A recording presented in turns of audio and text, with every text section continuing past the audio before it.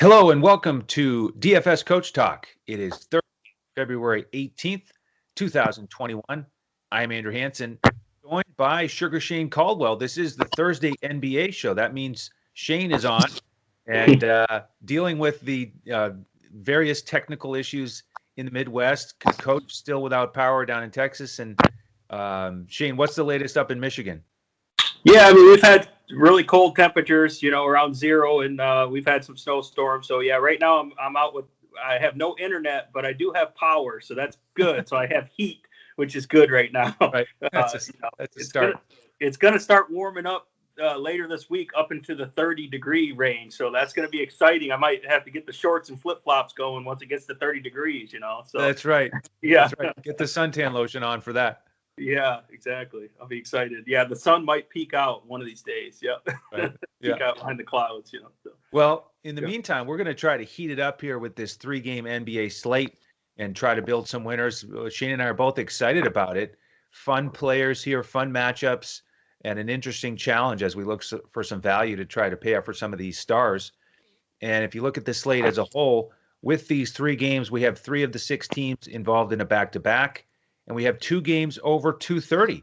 We've got some good offenses going tonight, so should be a lot of fun. The first game is by itself at 7:30. Toronto against Milwaukee. This is a 236 total. It's the highest total on the board.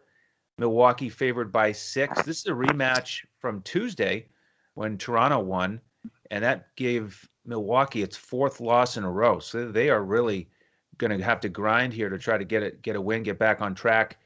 It should be a little bit easier if Kyle Lowry is out. He's questionable with the ankle injury. He left that game early.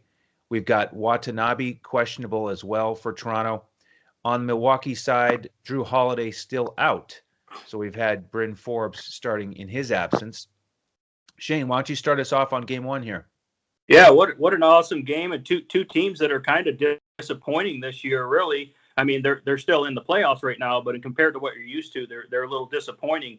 But yeah, I love this game because it is a fast-paced game. It's the fastest-paced game on this slate. Both teams are in the top 10 for pace of play, and they're not dominant on defense. The defensive efficiency, Toronto and Milwaukee are both tied for 12th in the league, so they're kind of middle of the pack. They're still good.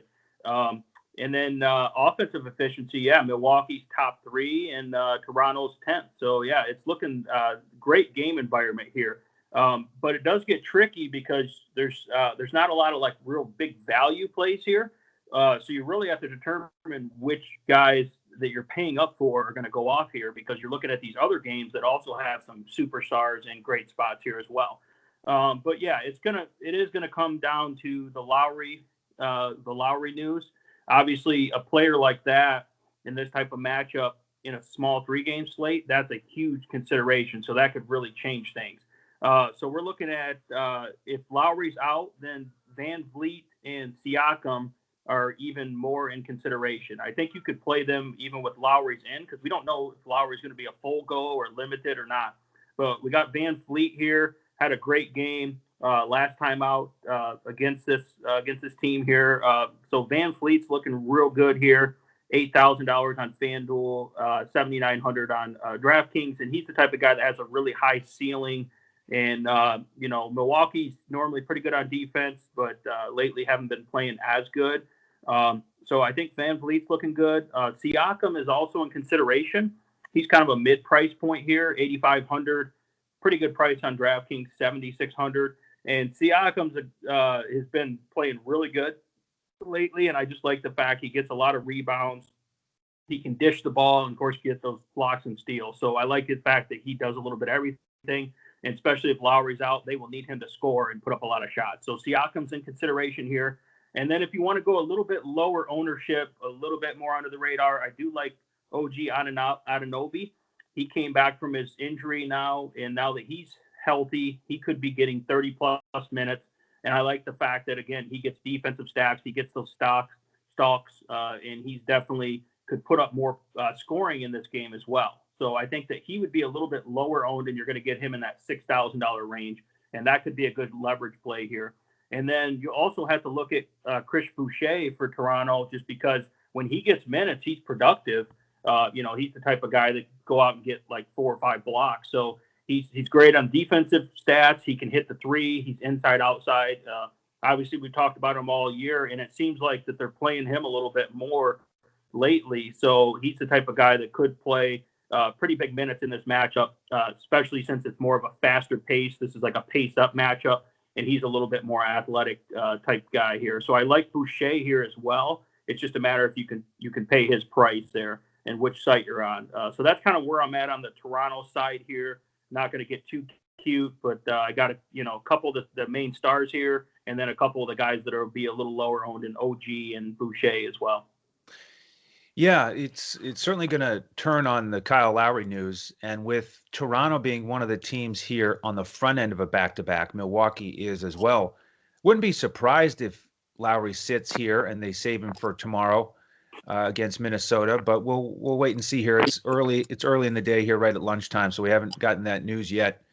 If he sits, what they've done earlier this season when he's been out is they've stayed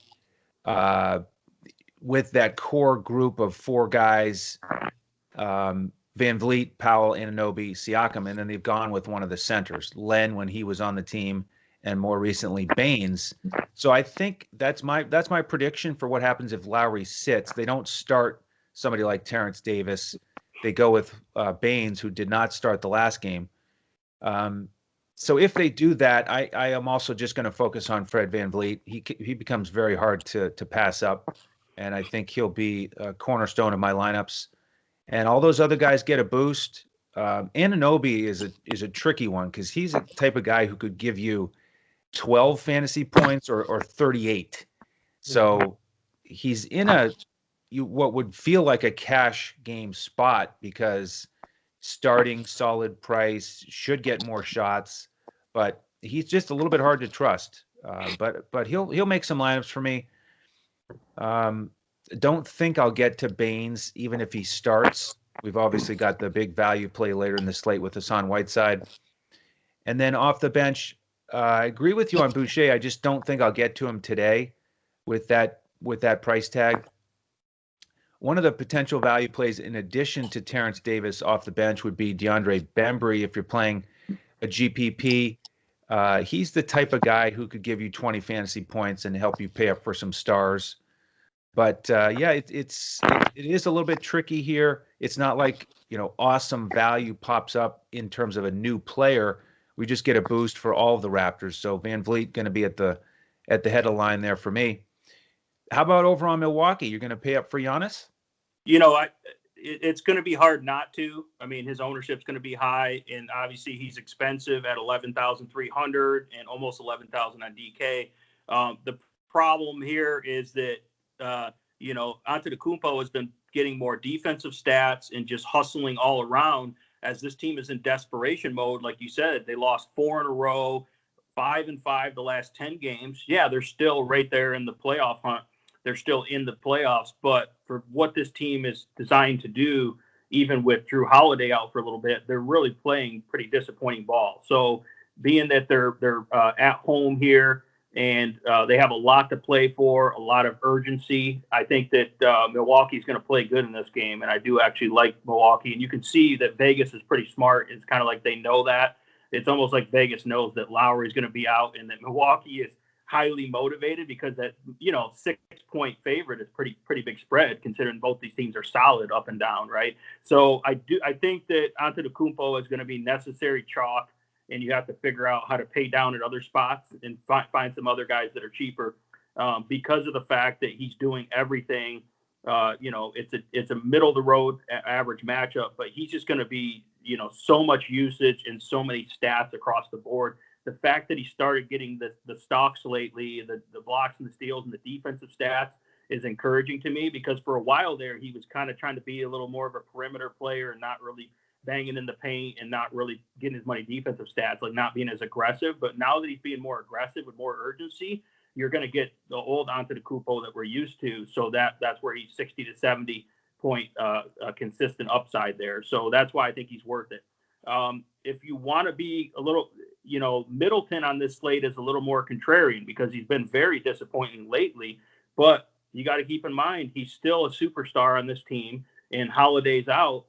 And this is a buy low spot for Middleton. So if you're doing multiple lineups, I think you could make a few with Middleton because you're going to get him in a buy low position. People are going to see that he's disappointed lately and really hasn't played that well, but he's capable of coming back and having a good game. Like I said, Milwaukee has a lot of urgency to play good in this game. So I think Middleton is good for GPPs, but I probably wouldn't lock him into my single, cash game play type guy. And then if you want to go more mid-range value, I do like Bobby Portis here. I think that Bobby Portis will get quite a bit of playing time off the bench. And whenever he gets playing time, he only needs about 25 minutes to produce. He's one of the best fantasy point per minute producers right now in the league. I just like his production overall. And he's at the 5,500 on FanDuel, 5,100 on DK. And I don't think he's going to come in that highly owned because of all the other stars in the slate. So if you do need to pay down at that power forward slot, there's another guy in the late game that obviously is going to be chalky, but you could pay down on both power forward spots on FanDuel, for example. And Portis would give you a little bit of a differentiator there. And the guy has 35 to 40 point upside, fantasy point upside, even in short minutes. And he might play a little bit more minutes tonight. So that's why I do like Bobby Portis here as a little bit more of a contrarian play. Yeah, pretty similar approach for me with Giannis. I right now for my cash lineups, he's in there, and it would be hard to dislodge him. He's had 4 straight games over 65 fantasy points. So he has really stepped up with Drew Holiday out of the lineup. I like him again here tonight.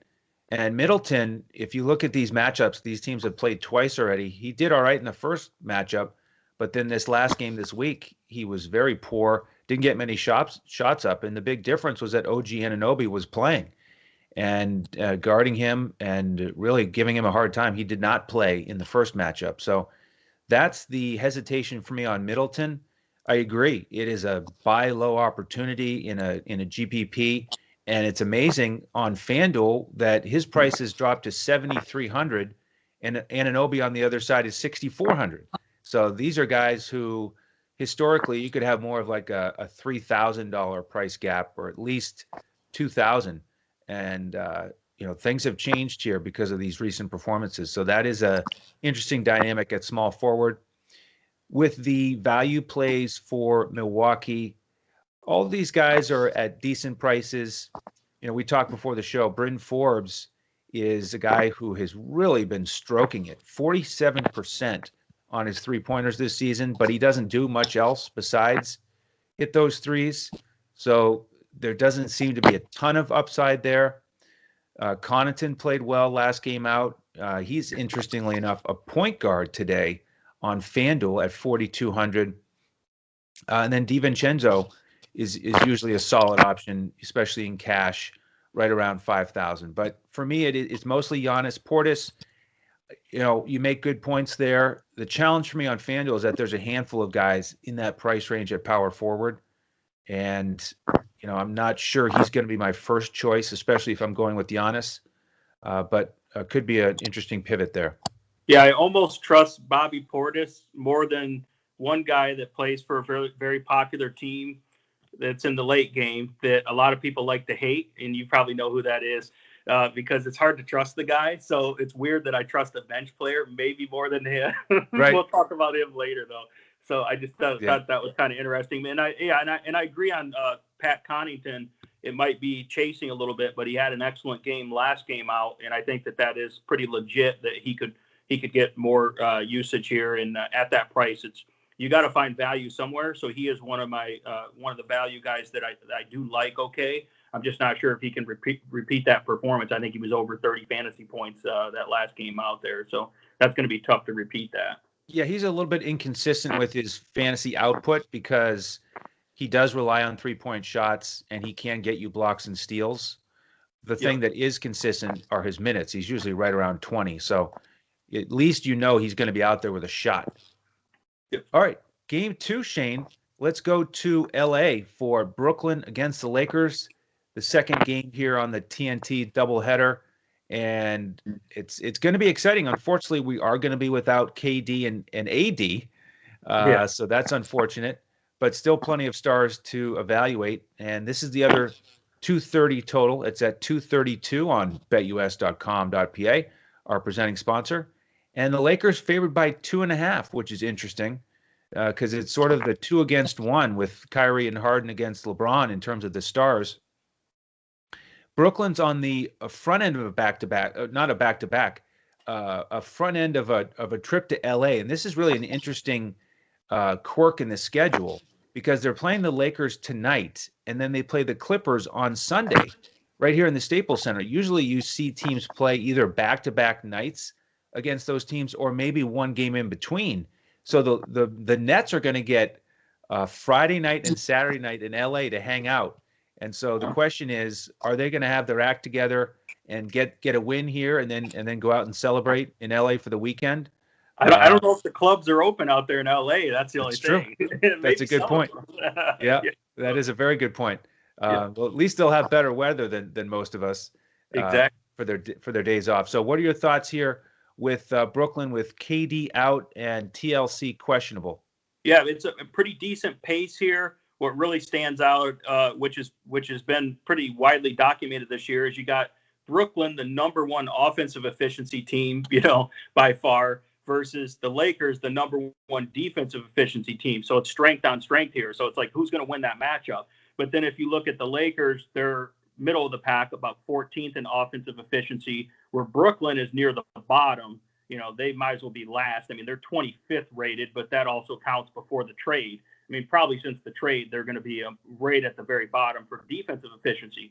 So that kind of gives the Lakers a little bit of the edge, being that they can kind of neutralize the Brooklyn offense a little bit, and the Lakers can still score on the porous Brooklyn defense here. And it doesn't help Brooklyn. They don't have KD, but of course AD's out. So it is a very interesting matchup. You can see it's a pretty close spread there. The Lakers do get get the edge because they're playing at home. I think that helps a little bit here as well. Brooklyn's 7-7 on the road, so they're not really that great of a team on the road, where obviously the Lakers are very dominant at home here. So I think that helps. Now, with that being said, I am interested in some of these Brooklyn Nets guys. Obviously, very interested in this game. Now, this is the interesting debate that we talked about before the game is, are you going to go with Kyrie Irving or are you going to go with James Harden if you're going to play one of those guys? And right now, just to be upfront, I'm on the Harden bus here and you're kind of on the Irving bus. It makes sense to your point, and obviously you'll explain why, but Harden's a lot more expensive. But the reason, if you can fit James Harden into your construction, I just think now that he's kind of like the point guard, and they kind of determined that, somehow him and Kyrie determined that, which was nice. You're right. Harden's just going to do so much more, and it's not like he can't score. Obviously, yeah, he'll lose a little bit of usage with Kyrie back now. But I just like the fact that Harden, it looks like he's trying to play defense. I use the word trying because, that's with Brooklyn, that's the key, at least try. He's trying to play defense. He's going to get a lot more assists, probably more rebounds, and he could get some defensive stats, and he can score. So my point is, even though Harden's more expensive, he's going to get a lot more peripheral stats and fill up the stat sheet. So that's where I feel more comfortable with him. He's pretty much a walking triple-double, especially with KD out. And Kyrie is amazing in terms of his ability to get to the rack and ability to get hot. But it's like he scores, 38 real-life points and doesn't even put up a monster fantasy game. That's my issue with him, is the peripheral stats. And I know that we had kind of debated that a little bit earlier. There are some games where he puts up the stats. But my point is, with the role of Harden being pretty much the point guard, he's more likely to distribute and get those peripheral stats. So I think that gives him the edge for me in terms of being able to get, 10 to 15 more fantasy points and worth paying up, in my opinion, for Harden there. So that's where I'm at with the backcourt there. I also like Joe Harris here. Now, I know it's a brutal matchup against the Lakers, but I just like Joe Harris the last game out. I like his shooter's touch. I really like how hot he is right now, and I think he's going to get quite a few minutes in this game and get up a lot of shots. Even though Kyrie's back, I still like Joe Harris here, obviously with Durant out. And you got to pay down somewhere. He's only $5,200 on FanDuel, so I do like the value there for Joe Harris. And then, of course, Jeff Green has been solid.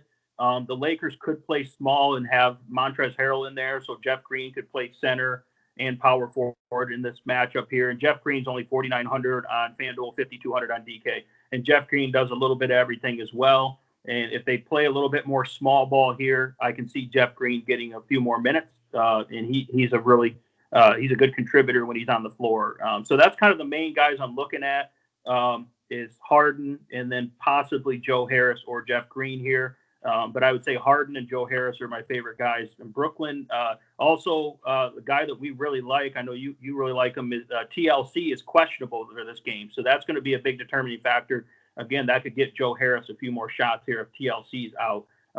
But there's, of course, some other value guys that could get some more minutes off the bench too. But that's kind of where I'm at. So now you have to make your case for Kyrie Irving, because I agree. Kyrie is excellent. He's one of the best point guards in the game. I just don't like the fact that he's this shooting guard now. All right, well, let's talk about this Nets bus, as you describe it. That you're a little bit more on the Harden bus, and I'm on the Kyrie bus. So First thing is, Joe Harris is the third wheel on that bus. And to me, I don't like playing him here with both Kyrie and Harden in the lineup. He would only be the last guy in if he fits.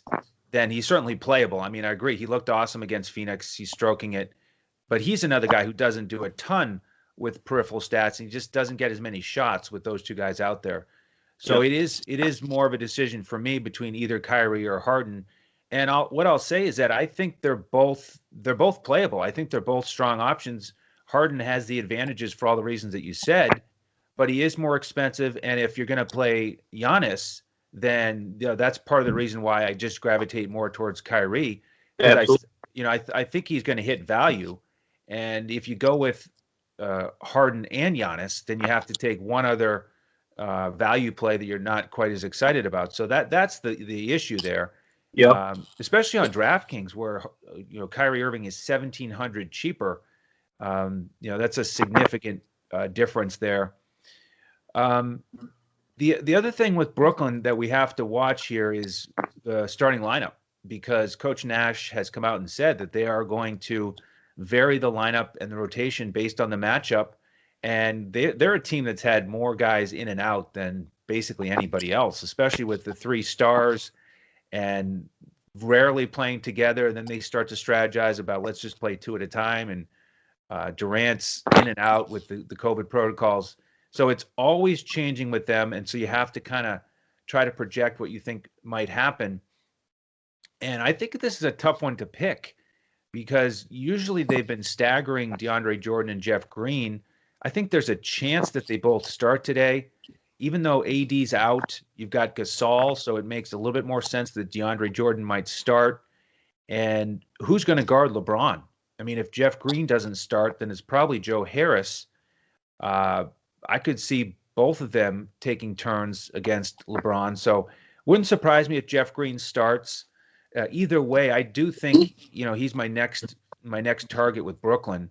He looked excellent against Phoenix. And by the way, what an amazing comeback. Harden just put the team on his shoulders and everybody was firing. And it just shows you the brilliance of Harden, that he could lead that. I think, 24 points down. So yeah, he's rolling. And Jeff Green really meshes well with Harden, and decent price on both sides. So he's my next target with Brooklyn. And with those bench guys, I agree. We got to wait and see with TLC.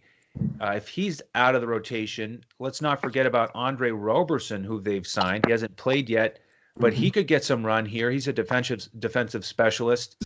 So don't count him out. And then, guy like Tyler Johnson, he started in Phoenix, did well for us. We had him in our lineups.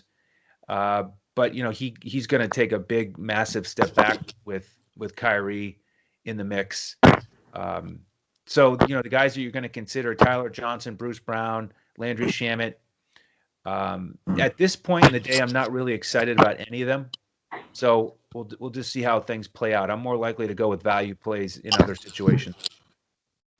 Over on the Lakers side, we've got AD out, Kuzma likely starting, and interesting that in the last game, Gasol played 30 minutes against Minnesota, did well. Harrell only played 18 minutes. He also played well. So the thing with the Lakers with AD out is that LeBron certainly gets that bump in usage, and he's been flirting with triple doubles night in and night out. He's sort of the odd man out with a lot of my lineups so far, which could be a mistake because he is likely to bring his A game against these guys and at least flirt with a triple double again. Schroeder is a guy that's making some lineups for me as a value play, mid priced option, and we know that the Brooklyn backcourt is not strong defensively. They're weak across the board, so he could make some lineups for me. And then the Lakers reserve value plays are sort of in the same boat as Brooklyn. Caruso and Wes Matthews got solid minutes last game. Horton Tucker is sort of inconsistent with his minutes. They're all in that 3K range. More of a GPP option though for me. I just not feeling great about any of them individually. So, it could be Schroeder here and then pass the rest of the Lakers. What are your thoughts on that squad? What's your opinion on Montrezl Harrell? Did you mention him or? Yeah, well, he's in play for me, and on FanDuel, he would be the GPP pivot to Hassan Whiteside that we'll get to. Yeah. A little bit more in play for me on DraftKings when you can go with two centers. Yeah. So he's playable, but probably not in my first lineup tonight. Okay, cool. Yeah, so I'm a little different on LeBron. I'm kind of lock in LeBron and figure it out from there. That's kind of where I'm at right now.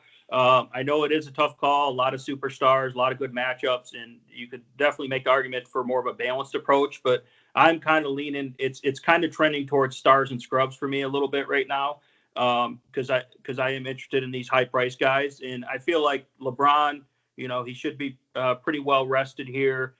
He's going against the team. I mean, this is pretty much looking like an NBA Finals preview, and everyone kind of knows that, if you had to bet which teams were going to be in the finals, this is it, right? So that means something. Of course, there's the LeBron on national TV narrative.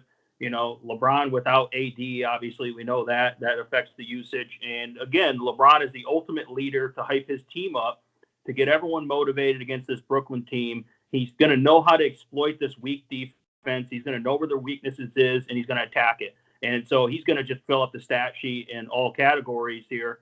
And I think he's going to get a little bit more minutes than normal, even though he's been playing a ton of minutes anyways.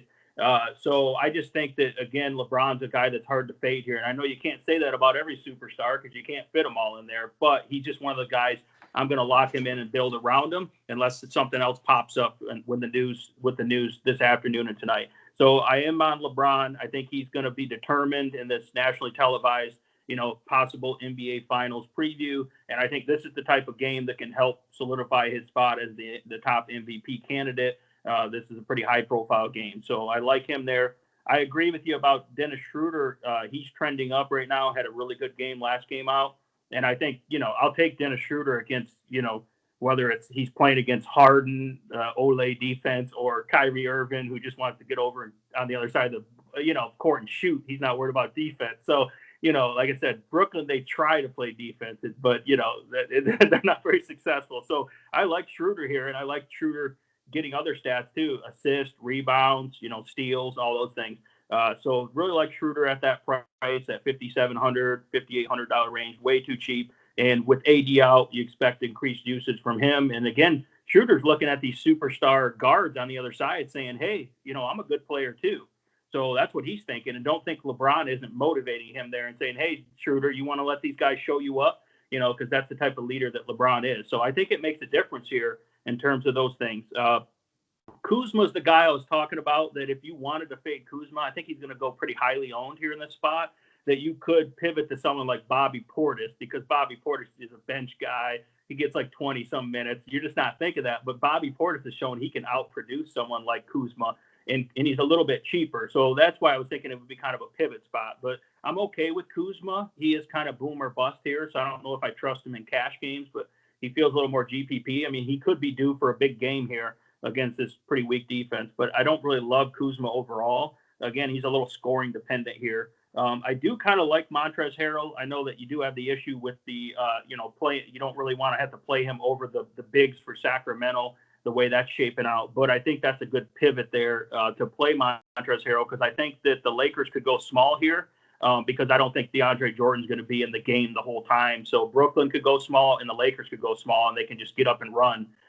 So some of those guys like Harrell, who's good in transition and battles down low, I can see him getting more minutes off the bench here and having a productive game. So I do like Harrell in this matchup. I'm not really worried about the interior defense for Brooklyn. They're pretty weak there, especially since I don't think Jordan's going to be playing the whole game here, getting a ton of minutes. So I think Montrezl Harrell is kind of sneaky here as well. Other than that, yeah, this shapes up to be a great game here, and it's going to be these superstars going at each other, and expect a lot of ownership in this game because of the popularity of the players, and it's nationally televised. But you have to get some exposure, but I don't know if I'm going to go all in and stack the game because I like some of the other the games and players as well here. All right. Yeah, excellent points on LeBron. He would be tough to fade for the reasons you mentioned. Yep. All right. Game 3, Shane, the last game of the night. We've got Miami and Sacramento, also tipping at 10 o'clock Eastern.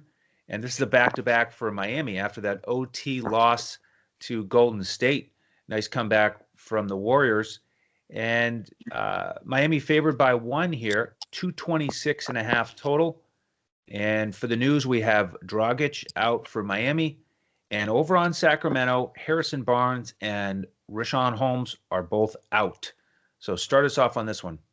Yeah, I mean, that's major news on the Sacramento side there for those injured players. That really changes this whole slate and the whole dynamic. Miami's not a very good road team here. They're on this West Coast trip here, and they're going out to Sacramento. Miami's 4-10 on the road. They've been pretty disappointing. They remind me, obviously. They remind you a little bit of the Milwaukee Bucks. They're supposed to be dominant and right at the top, but they're basically battling for playoff position.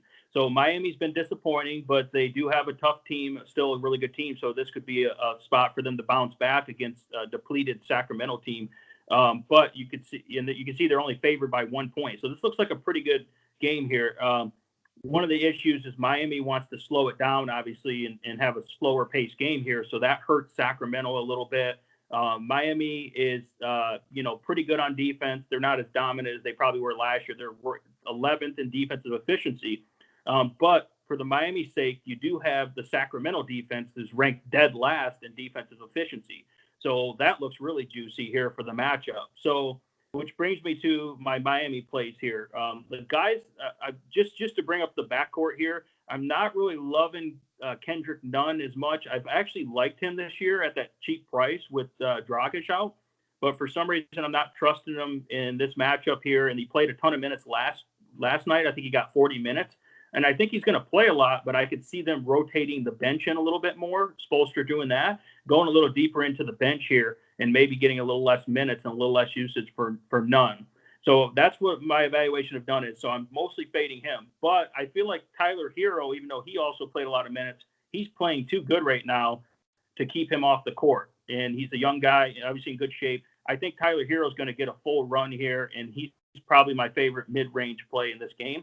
6,100 FanDuel, 5,900 on DraftKings. So Tyler Hero, with the fact he got like 15 rebounds last time out or something. So he's getting those other stats.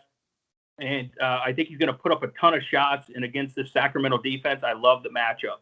So I love Tyler Hero. And I'm not even like a big Tyler Hero fan. I think I like him okay, but I just think this is a great spot for him. So I definitely like Tyler Hero here. Just a matter if you can afford him, if you're paying for those high-end guys. But he's in a good spot.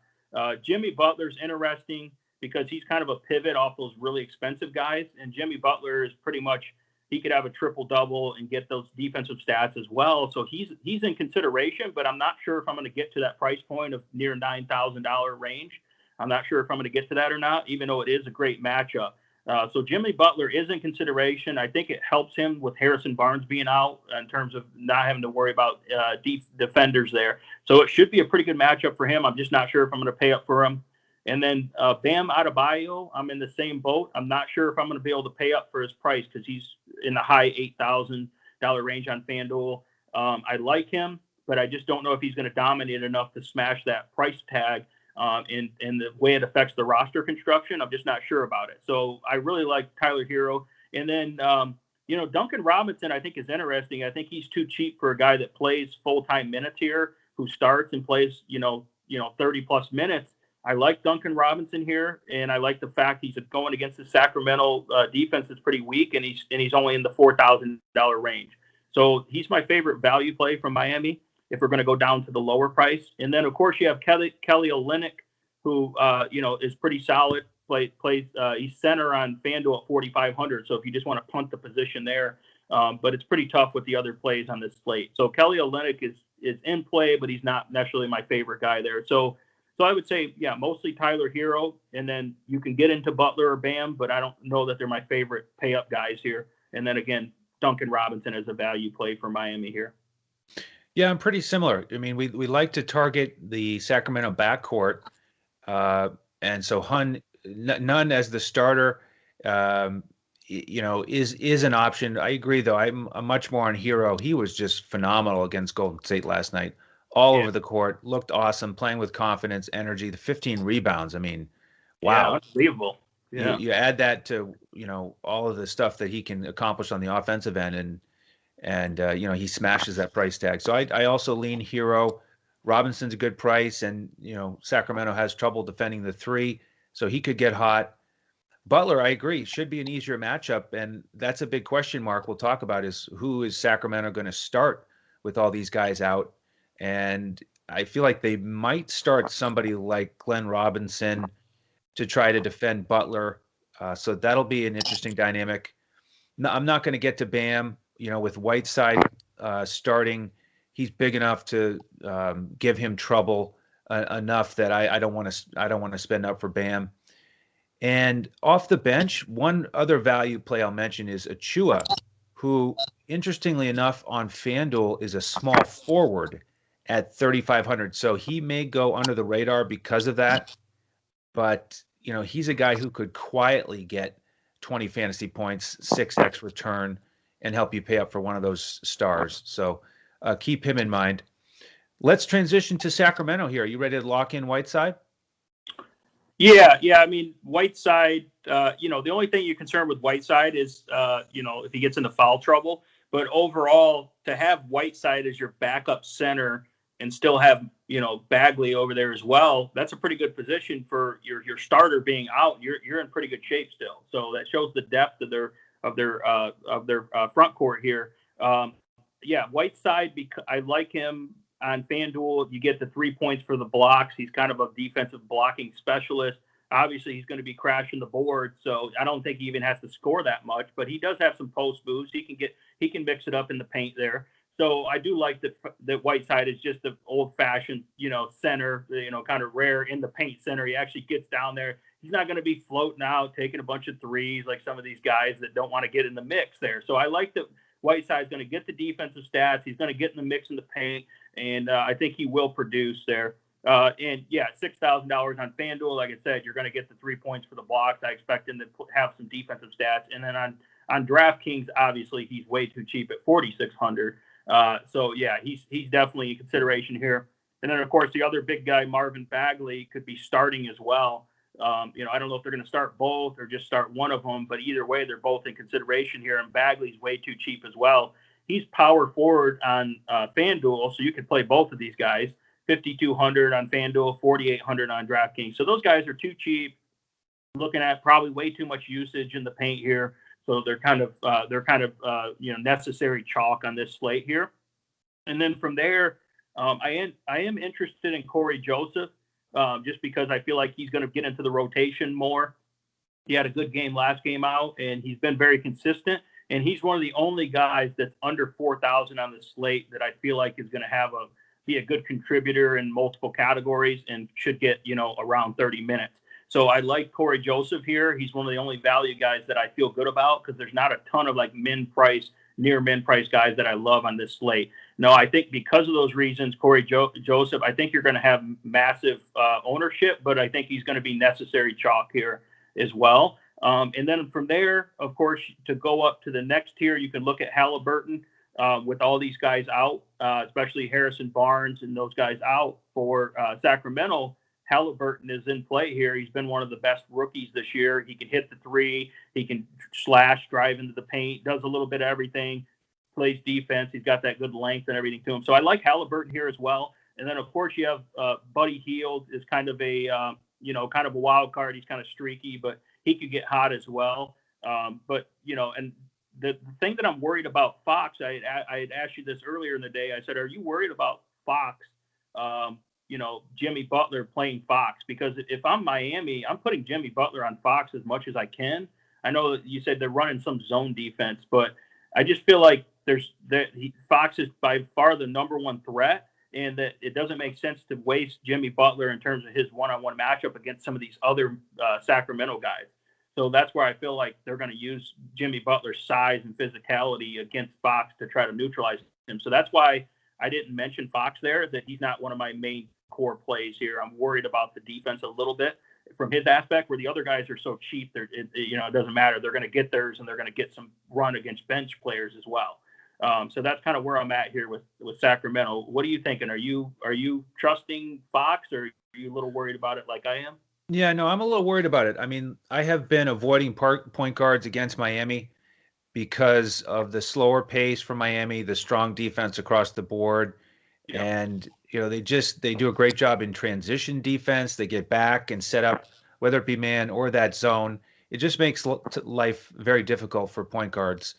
And Fox is tremendous, but this is a game where I'm going to stay away from him. With the starting lineup, like I mentioned earlier, that's a big turning point for me because Corey Joseph did start the last game. You never know. He could start again. I have a feeling they'll go a little bit bigger at that spot. And so I'm not ready to lock him in as a value play. I'm on the fence with him because, if he doesn't start, then he's coming off the bench, probably more like 20 minutes, and he's going to have to deal with that same dynamic that Fox is with strong defense, zone. So, I think it could be a situation where Joseph doesn't meet expectations tonight. So I'm more interested in the bigs for Sacramento with the injuries. I think Bagley and Hassan Whiteside will start, and I am ready to lock in Whiteside, especially in my cash lineups, especially on DraftKings. I mean, he's just way too cheap there for what we're looking at in terms of an opportunity. Bagley is a really interesting dynamic along with Bielitsa because Bagley, they're both in that price range on FanDuel where there's 4 or 5 guys that you want to consider with Kuzma, Portis, Jeff Green. And then, they've been just a little bit boom or bust. Bagley's been hurt. He doesn't usually get big minutes, but he's a great price tag here. So he could be a surprise tonight. And then Bielitsa, he had 1 or 2 really good games off the bench. And then last time out, he kind of disappeared into nowhere as Whiteside just took over and dominated. But with both Barnes and Holmes out, I think Bielitsa has a decent shot to get 20 minutes, and he could pay off, especially cheap over on DraftKings. So I'm going to avoid the backcourt for Sacramento and look at 1 or 2 of these bigs for the Kings. All right, that's our 3-game slate. We'd love to have you join us if you're not already a member. Go to dfscoachtalk.com and grab one of the memberships, and then we'll get you into our Discord with an email. We give out lineups about 20 to 30 minutes before tip. On FanDuel, we give out 2 hybrid lineups that are cash lineups or for the single entry GPPs. And then we give a separate, more boom or bust GPP lineup. And then on DraftKings, we usually have a coach's clipboard with core plays highlighted and pivots. And then the full Yahoo lineup. Shane will be constructing that tonight. Shane, any final thoughts here? I think we're ready for a great slate. Keep an eye on the news. If there's any news that pops up that's coming out in the afternoon, that's going to change the slate dramatically. Obviously, we're looking at, Kyle Lowry and some of these guys. But, yeah, stay tuned in. Give us a like and subscribe if you liked our breakdown. We break these down 7 days a week. We specialize in NBA. It's a great channel to subscribe to get your information, your in-depth matchup analysis, and a good way to start your DFS day every day in the NBA. So definitely like and subscribe and go to our website and check us out for sure. Absolutely. Yeah. And then if you have any questions on Twitter, we are at DFS Coach Talk. Shane is at DET Sports Shane. I'm at Language Olympic. And Coach is available at DET. No, he's not. That's you. He is available at JOESARVADI. Yeah. All right. So that's what happens when you're not reading things. You're just going off of memory. So that is the group with that. We're bringing you those NBA podcasts 7 days a week. So please do tune in again tomorrow, as we'll be back as we look to crush it in DFS.